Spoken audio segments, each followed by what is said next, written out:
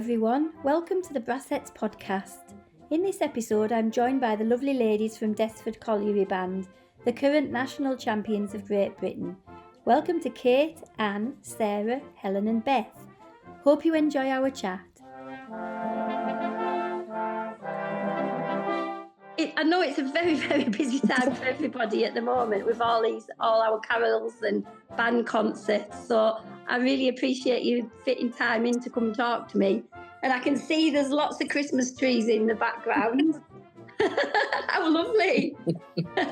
So if I just go around everybody and if we can just tell us what instrument you play and just introduce yourself, that'd be lovely. So if we start with Anne, is that all right? Yeah, I'm Anne. I play solo cornet. I sit fourth man down. And I've just taken early retirement from teaching.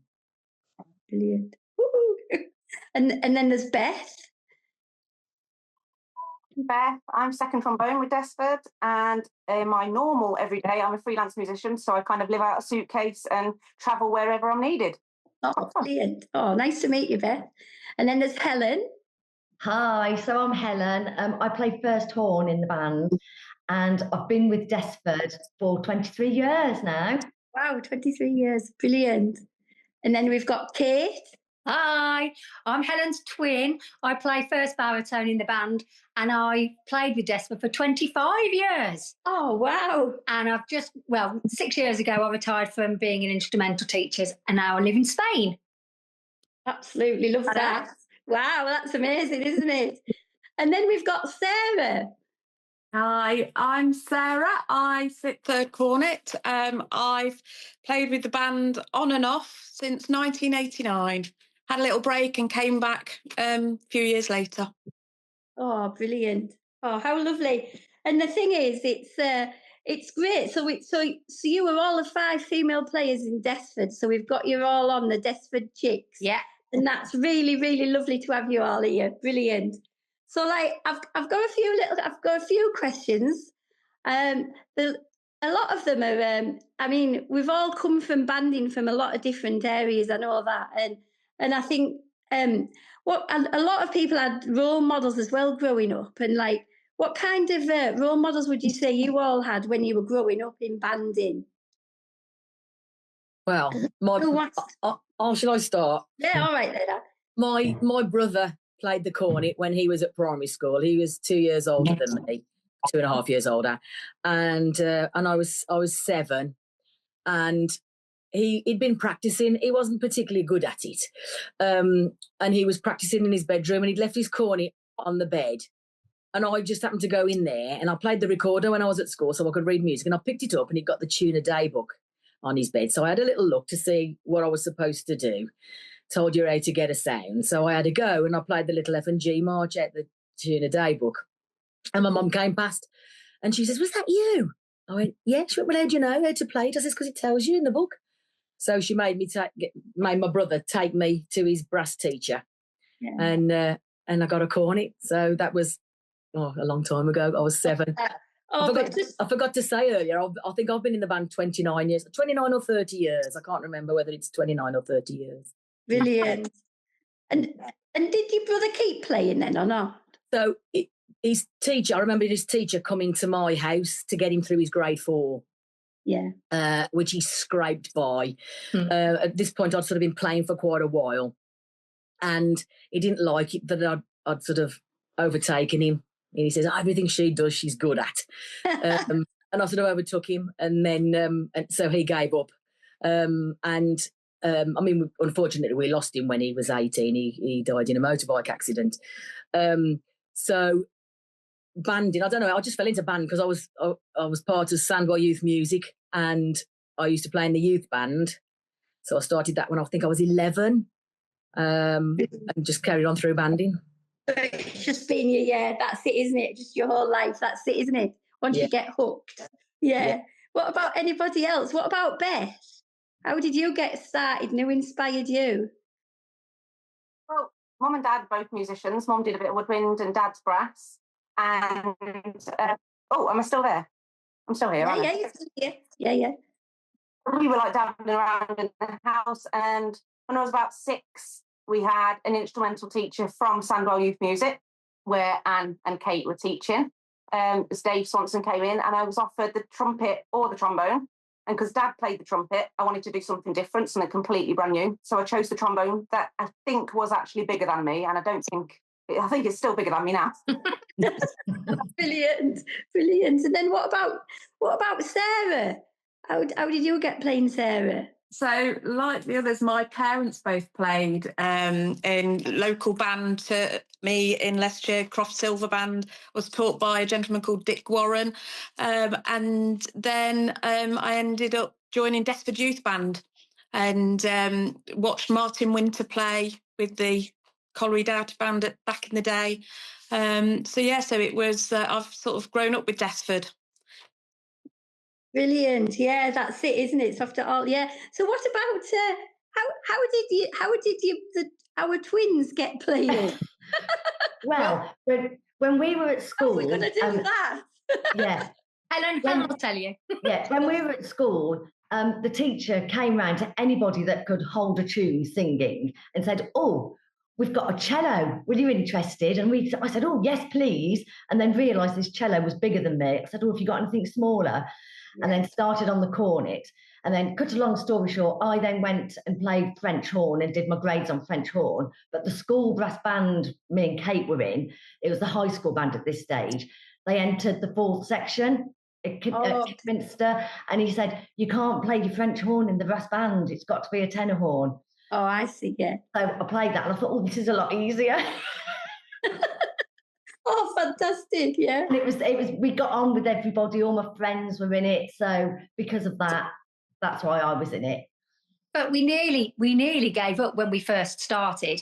We both Helen started on cornet first, and then I thought, oh, I fancy having a go as well. So copied her, had a cornet as well.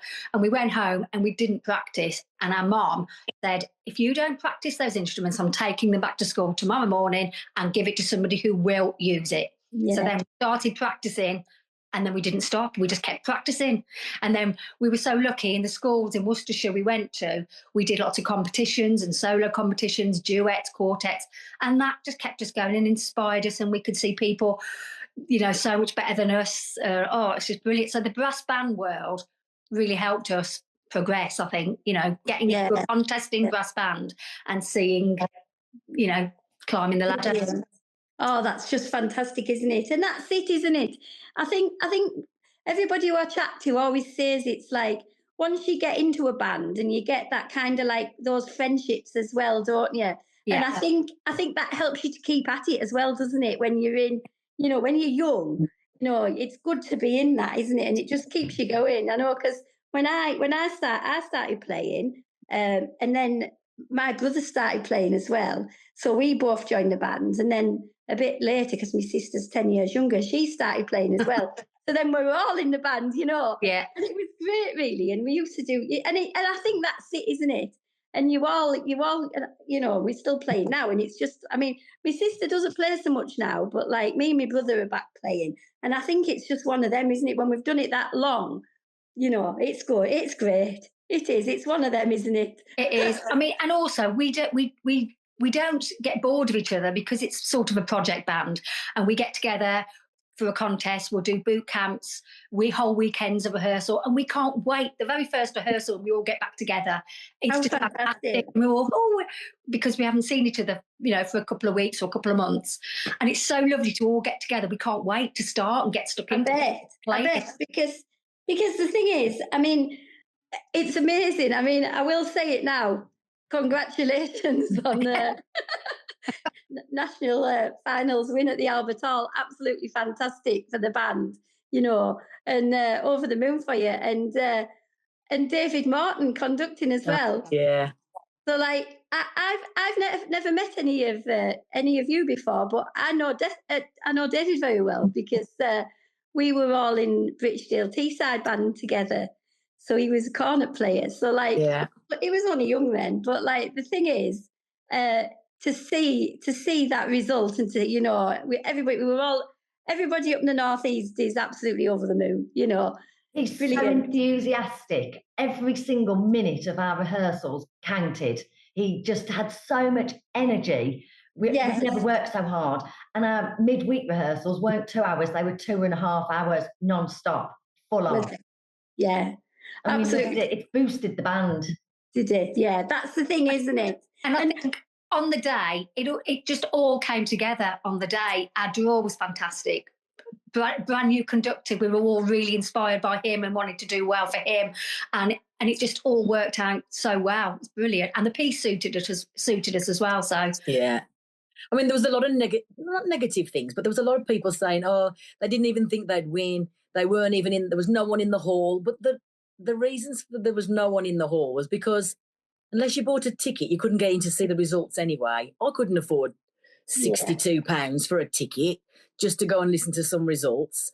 So you were sort of here, there and everywhere in London waiting to hear the results. We'd got Smudge, who was our representative. He was the only person from Desford on stage, for the results. And I was getting text messages saying, you need to get to the hall. It's really lonely on stage here. And we were sort of down at the Queen's in the Mews. There was a few of us there. Yeah. And I tried to get out to speak to Sarah, and they said, if you go out now, you can't come back in. And these women sort of went, oh, congratulations. And I said, why? What? She went, you've won. I went, no, we haven't. Because, we have no expectations because we can play really, really well and come nowhere. And you can play okay and come somewhere. And we've always had such a bad track record lately at the Nationals. So you don't ever expect anything. We just know we'd gone on and we really enjoyed our performance. We thought we'd played well. So when they're saying you've won, and I went, are you kidding me? She said, no, you're desperate, aren't you? I went, yes. She went, you've won. And then this man come over and says, congratulations. And I was crying. Are you kidding me? Are you kidding me? Yeah. So I ran over. We were sitting with David Morton. And I said, we've won. Our percussionist going, where have you got this information from? Who's telling you this?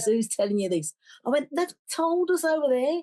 Yeah. And apparently David King was recording us, our reactions. So we've got David Morton's and our reactions on film. And then when it was true, someone was saying, you've got to get back to the hall. Get back. So we legged it back to the hall, and they weren't going to let us in. They said, because we'd only got door 11 tickets for backstage, and the lads were going, we've got to get on. We've got to get on stage. We've won. And she weren't going to let us on. So we went and fetched somebody, and they let us on. She said, you all need to calm down. You need to calm down. And I apologised to her for their excitement because what was happening. This is a big thing. We've won the Nationals. And she went, well, that's okay, but just calm down. And Kate and Helen were behind us, and they wouldn't let you on, would they? No. So a lot of us had started to go home because we had a long distance to travel back. Yeah. When we found out the results, half the band, we turned our cars around and came straight back to celebrate. Brilliant. They wouldn't let us in the hall. So I haven't actually even touched the trophy yet because I had to fly back. So when we rehearse for the areas next month, I'll be there and I'll get a photograph of holding the cup. Oh, that's what you're going to have to do, isn't it? Yes.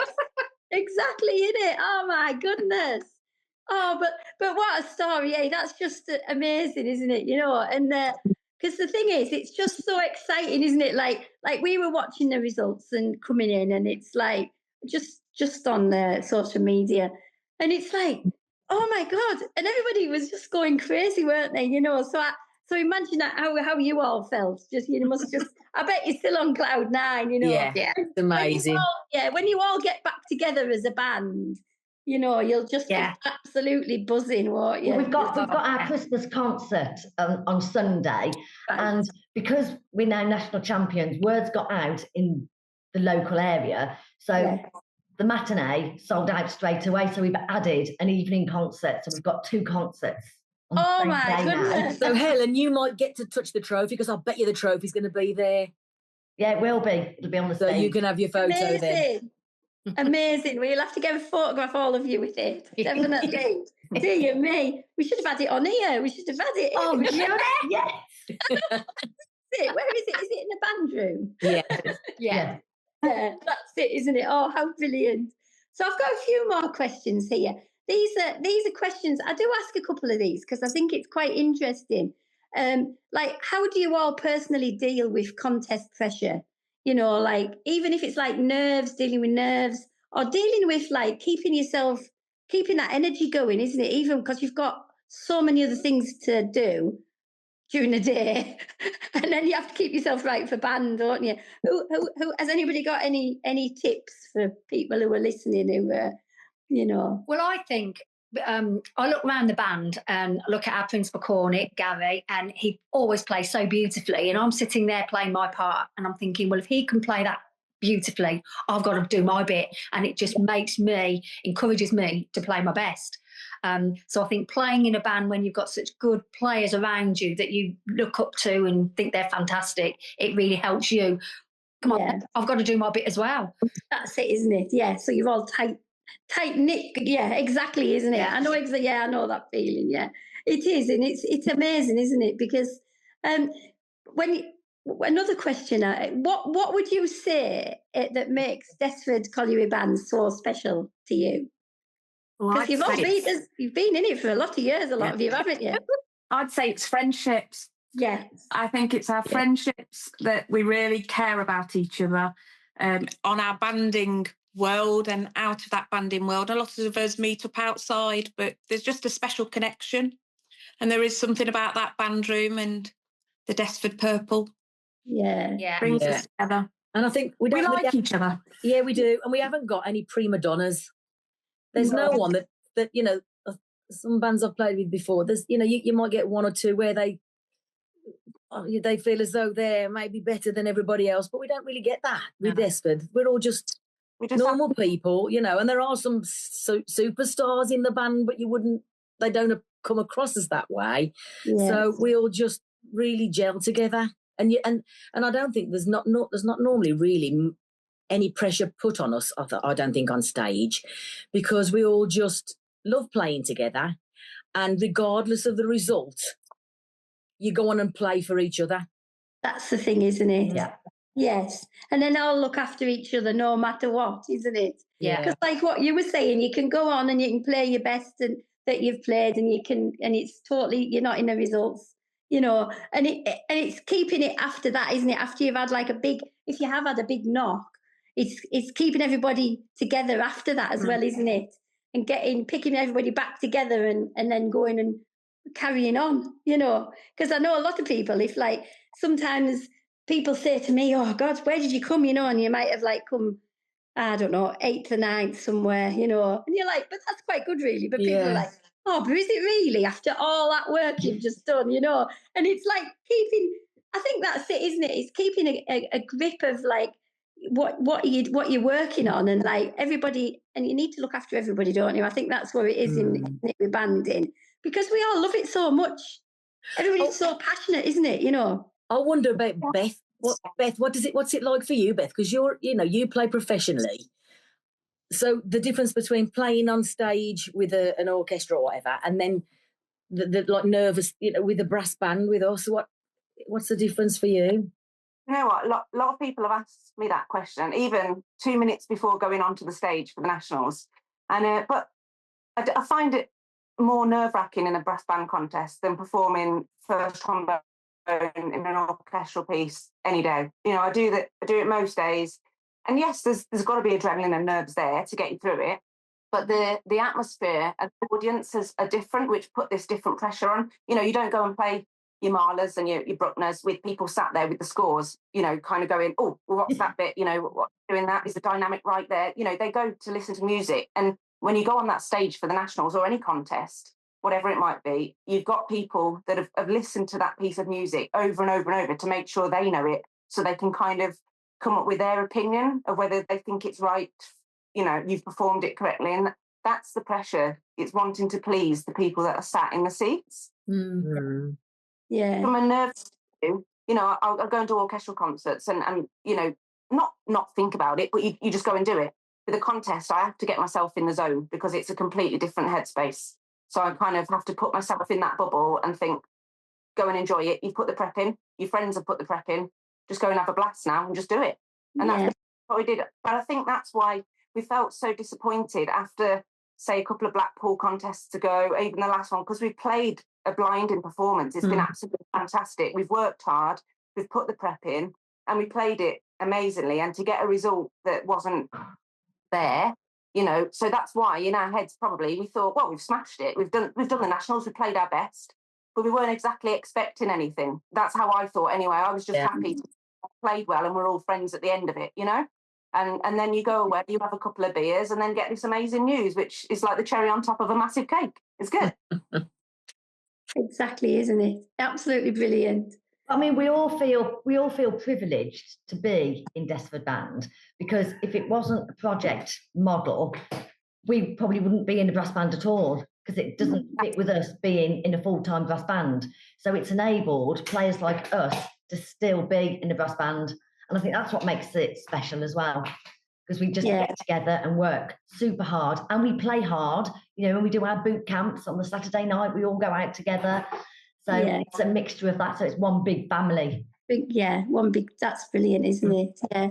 So what about has anybody got any contest rituals that they do? Because I you often hear people, you know, like they have to wear the certain shoes or socks or whatever. Have you got any? Has anybody got any? You're going to like this one, Jo. I know what's coming. Any other bands do what we do. And it's totally the Desford Chicks' fault. But we always wear purple nail varnish, and all the men in the band have their little finger painted purple. Even the conductors. And I have to say, David Morton loved it. He loved wearing his purple nail varnish. Although he won't mind me saying he hasn't got a very nice nail. He bites his nails. Oh, David, stop biting your nails, dear me. I know. So that's what we do. Yeah. Good luck, purple nail. I love that. We used to, some years ago, we used to wear purple knickers. But we don't anymore. Yeah, that's it, isn't it? I do. Oh, do you? Sorry, Helen. The thing is, like, you wouldn't know if people weren't, and would you really want to check, would you? That's the thing, isn't it? Are the men involved in that as well? No. No. And some men won't have their little finger done because it might be that they had it done and they didn't play very well. They split a few and they blame it on the purple nail. Yeah. Oh, no. Yeah, we have blame the nail. So they'll say, no, I'm not doing it. Oh. I know. I don't know. We won't mention who they are. We will. Let's name and shame Kevin Crockford. Yeah, Kevin won't do it. No. But we've got some boys in our band that are in the Royal Marines and the RAF. They'll have theirs done. They don't mind. Yeah, so when do you do it then? Do you do it on the day? The morning of the performance. Normally after the rehearsal on the morning. Oh, fantastic. So who does it then? Do you all just take turns? Yeah, and then we have to pick up courage to do the conductors, because none of us, we're all a bit scared to ask, but I had to do it this year. So Sarah, it's your turn next year. Okay. I did last year, didn't I? I did Philip McCann's at one. Did he have a purple nail? Yeah. He quite liked it. Oh, I absolutely love that. And the thing is, I'm very glad I've asked that question. We've got another ritual. All right. So it's usually when we've done the Open before, when we're in Birmingham, Desford Chicks only, no men allowed. We literally come off stage, gather together and go off and have a Prosecco. And not just the Desford Chicks, we invite our other girlfriends who are perhaps there listening for the day. Oh, dear. We invite them as well, and we just have, 1 or 2 glasses of Prosecco, and then we come back and join everybody else. Yeah, just nice. That is so lovely. So if you're there, Jo, next contest. Oh, yeah. You need to come have a Prosecco with us. I will. I'll come and find you. That'd be lovely, wouldn't it? Because that is so nice, isn't it? Because the thing is, it's Birmingham. It's what I'm thinking. What contest is it that? Oh, because Blackpool's going to be in Birmingham this year. Birmingham Town Hall, yeah. And then obviously the Open's in Birmingham still, isn't it? I couldn't go to the Open last year because we always go every year, but we did the Bandemonium. Man, it was fantastic. Like, I have a brass group, so there's like 10, 12 players in it. So we went and did that, but like it was the same day as the Open, so I never went. But I will be coming down and doing, Okay. That's the thing, isn't it? It is. It's one of them, isn't it? It's keeping at it, and I'll be watching out for you. I'll paint my nails, but I can't paint my nail purple because I'm not playing. But I'll just have a Prosecco. Would be a bit, wouldn't it? You don't have to play to have a purple nail. Support you? Can I? Oh, we have supporters do it as well. Oh, do you? Oh, Yeah. I love it. That's absolutely fantastic. I'm just going to move my phone here a minute because I've got a few more. I've got a little quick fire round here. Now let's have a look. Do you want me to do it? Yeah. So there's a few, like, the first one is, what's the favourite piece you've ever played? Oh, That's a tough one, that really. I quite like Paganini variations. Oh, I love Paganini. Yeah. I But I haven't really love got a favourite. Dream. What about you, Beth? If I've got a favourite, there's so many good ones out there. It is. I can do the cheesiest trombone solo. What was it? What's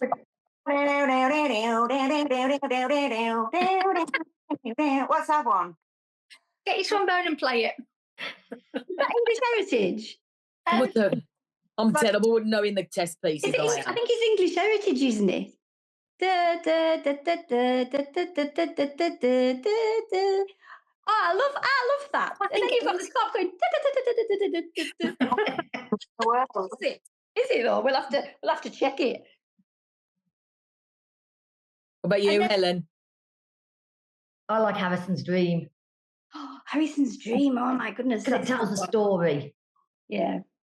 I like an old-fashioned one. I like Leroy Deese because the euphonium solo in that was beautiful. I remember playing that years ago. So yeah, a nice tuneful test piece. I like. Oh, that's brilliant, isn't it? I know. I would.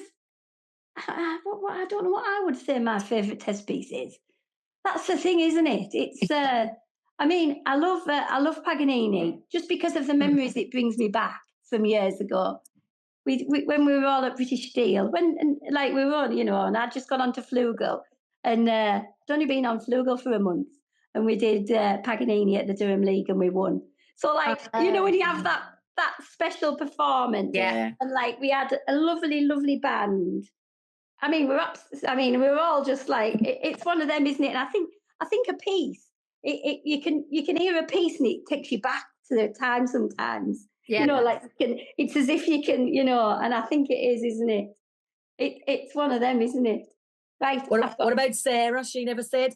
And she's she's won the Nationals twice, I think, but with Desford. Sarah, yes. Yes.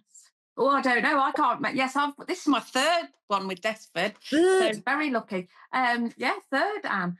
I don't know. I really like Brussels Requiem of recent years. Really like that. Yeah. But it's like you, it's the memories that you attach to a piece. So obviously I'd have to say I loved Energy and Odin because they were the two pieces, the two Nationals I won first time. And it's the memories attached to that. Wow. So you've won the Nationals 3 times with Desford? Yes. 34 years apart from my last one to this one. Oh, how amazing. Obviously, I'm still only in my 30s. You're a spring chicken. I'm very glad we've waited for you to come in. Dear me, that's amazing, isn't it?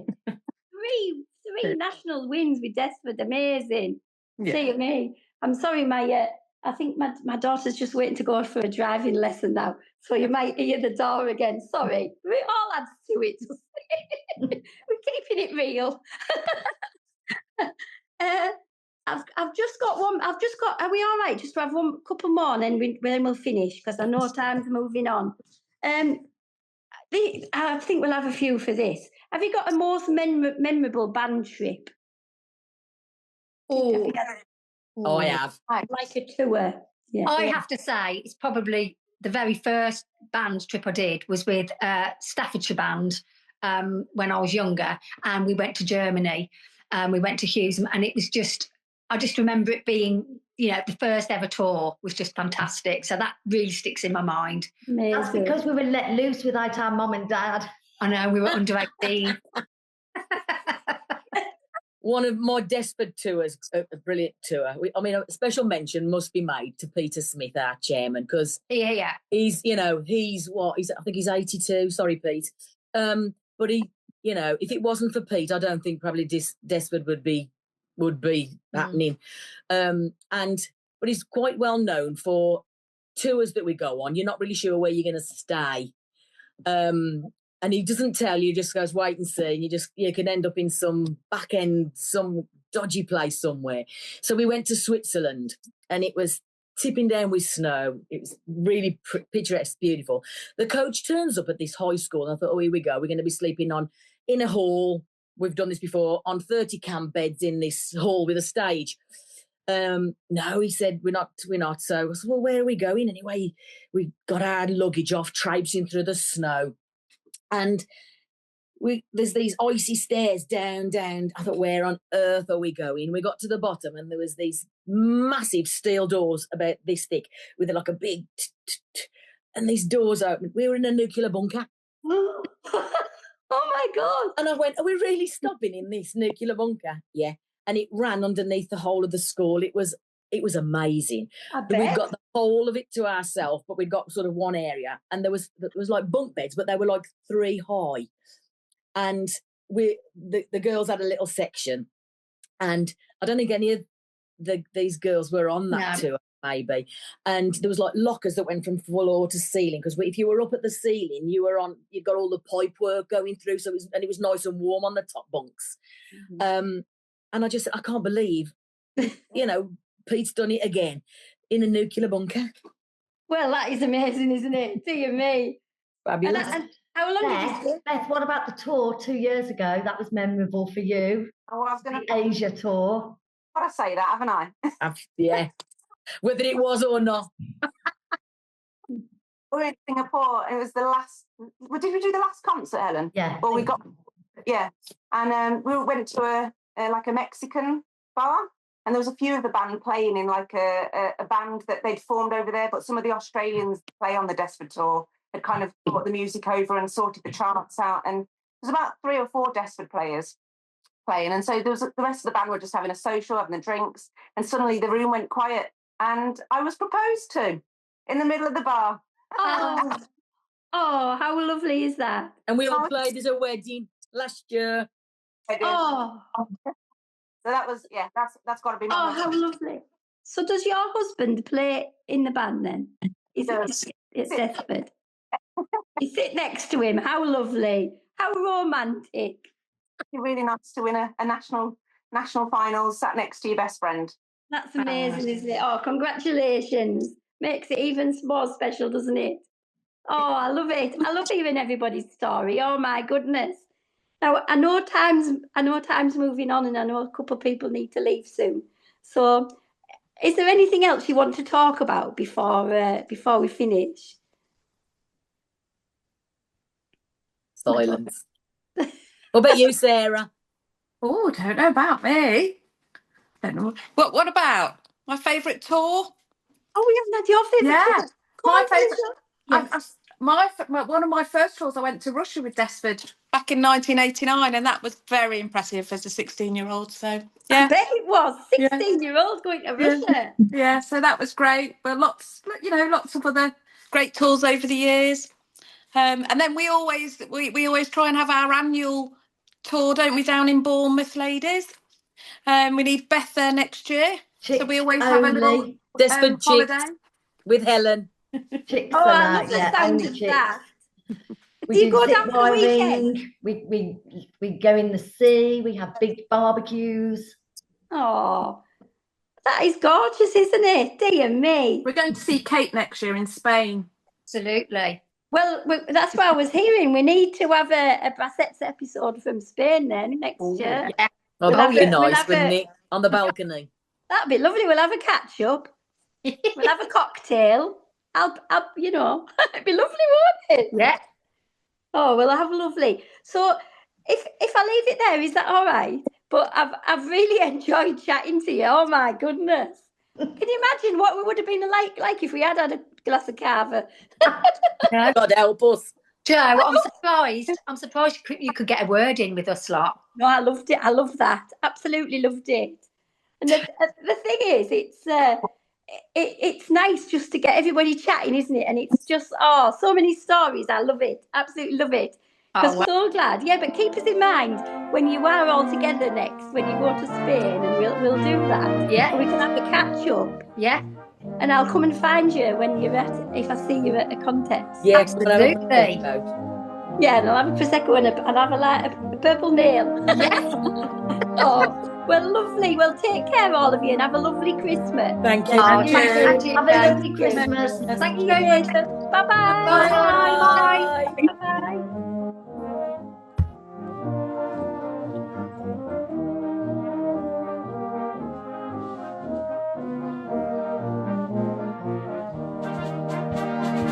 Thanks for listening to the Brassettes Podcast, and thank you to Anne, Beth, Helen, Kate and Sarah for taking the time to come and chat to me. I would also like to take the opportunity to wish you all a happy Christmas and a very musical New Year. Take care.